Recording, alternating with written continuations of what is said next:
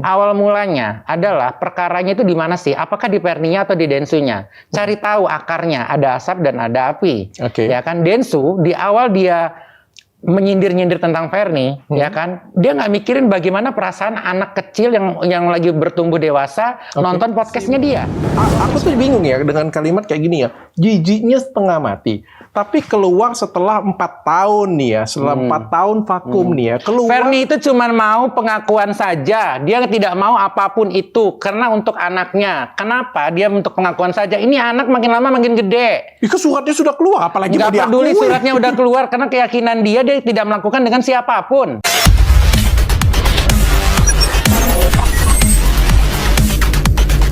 Hai Sobat Detik 60, apa kabar?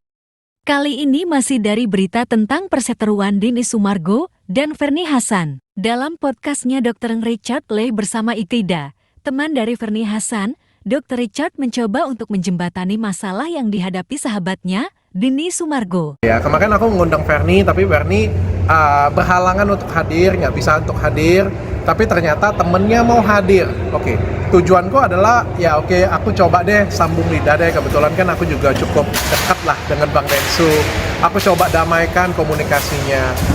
Ikeidanya bersedia hadir dan di situ kita ngobrol dan dikasih tahu juga oleh mbaknya bahwa Verninya ada di parkiran di basementku, di apartemenku. Cuma beliau tidak mau naik ke atas. Aku juga udah bilang sama si Ike itu, jangan ikut campur terlalu jauh.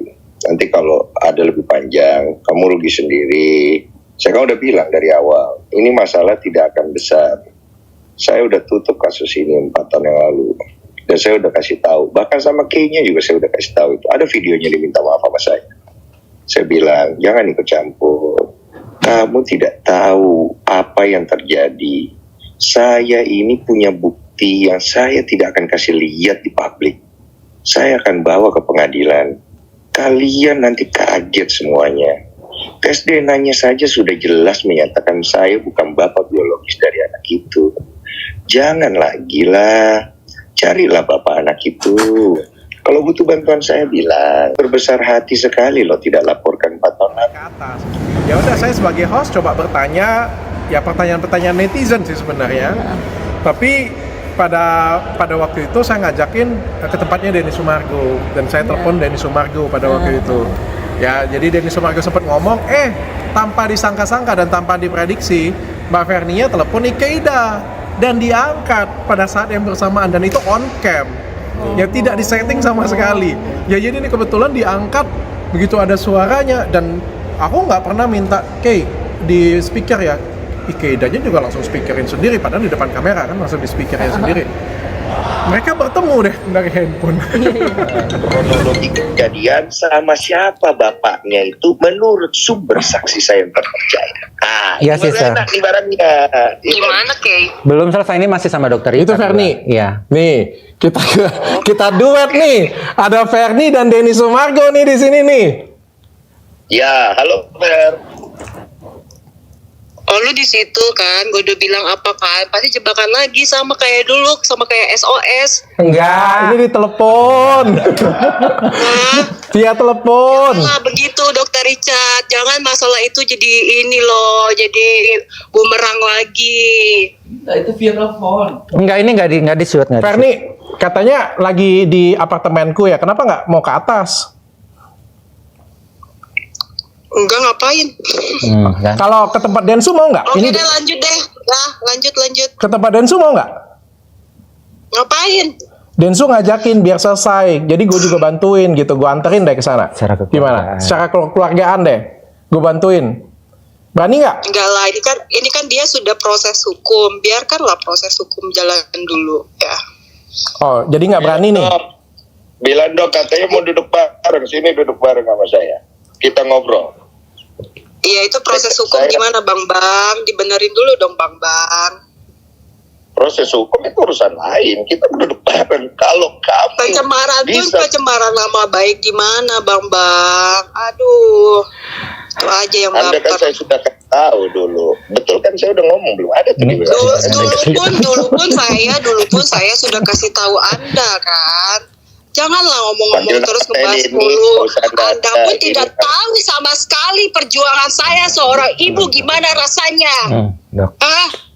Ketika Anda marah-marah di rumah sakit, semua rumah sakit teriak, harga diri saya mana? Hilang seketika harga diri saya jatuh. Anak saya kecil berapa di situ? Kalau marah-marah di rumah sakit. Mentalnya hancur oleh Anda. Udah. Mental anak Anda hancur karena perbuatan Anda menghina dan memfitnah saya 10 tahun yang lalu. Aku jarang ya lihat Densu sampai se-emosional itu ya.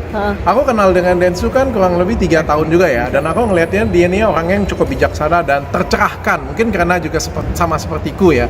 Yang sudah melalui banyak cobaan hidup di penjara. Kalau dia kan sampai di-cancel oleh banyak orang. Ya kan akhirnya jadi lebih dewasa dan jadi lebih bijaksana. Tapi ya jangan remehkan hati orang yang tersakiti. Ya, ingat ya, ini untuk artis itu juga, KP juga ya. Jangan remehkan hati orang yang tersakiti. Jangan remehkan hati orang baik. Ya. Bang Densu sudah sebaik seperti itu, masih digangguin oleh mantannya. Dan akhirnya dia ambil jalur hukum. Jadi sama seperti saya juga. Saya walaupun saya di penjara, walaupun edukasi saya selama ini sudah terbukti ya, walaupun selama ini saya dizolimi, tapi ya saya masih sabar. Tapi kalau mbaknya masih keras, masih main-main dengan saya juga nggak segan-segan untuk ambil tindakan juga. Jadi saya ngelihat ya Densunya juga emosional banget.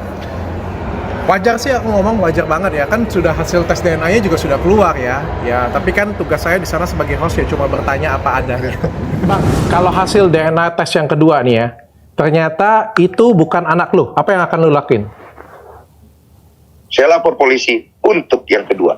Oke, kayak gimana ceritanya kalau misalnya lu hasil tes DNA-nya, misal aja gue bilang, itu ternyata memang anak lu, apa yang akan lu lakuin? Saya tak menjawab, laporkan saya ke polisi.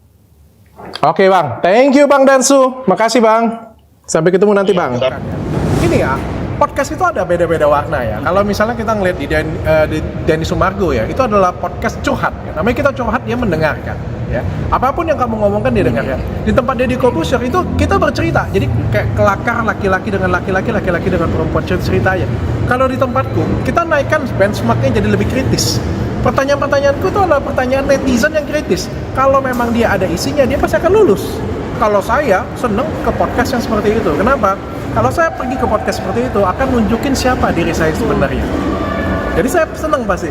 Dan pertanyaan saya itu bukan untuk menjatuhkan atau berpihak. Pertanyaan yang keluar dari mulut saya adalah pertanyaan netizen semua, saya sampaikan kepada beliau.